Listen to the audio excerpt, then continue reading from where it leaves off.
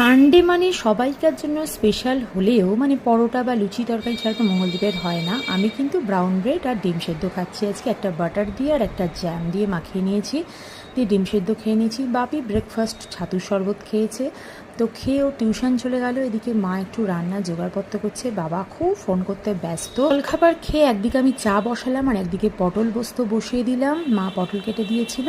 তো যাই হোক, দুজন মিলে চাটা খেয়ে একটু রেডি হয়ে নিলাম, চান করে নিয়ে। বাইরে প্রচণ্ড রোদ, কিন্তু শপিংও তো একটু করা বাকি আছে। তো ফার্স্টেই শাশুড়ি মায়ের ব্লাউজ কিনে নিলাম এই দোকানটা থেকে, আর এই রুজ্জানি বুটিক, এখান থেকে আমি প্রায়ই শপিং করি। তো এখান থেকে একটা শাড়ি নিলাম, এখানে বিছানা এসে সাজিয়ে রাখলাম, পরে তোমাদের সঙ্গে শেয়ার করব কি কি কিনেছি। দুপুরবেলা লাঞ্চের পরে বাবি বসেছে গিটার বাজাতে, আর মা করছে লেবুর জুস বাবা আর ছেলের জন্য। আর এদিকে দেখো এরা দুজন মিলে কি কীর্তি করছে। ক্লিনিংয়েও ছিল অনেকগুলো কাজ, রেডি হয়ে বেরিয়ে পড়লাম। আসার সময় মোমো নিয়ে সানডেটা এইভাবেই কাটালাম।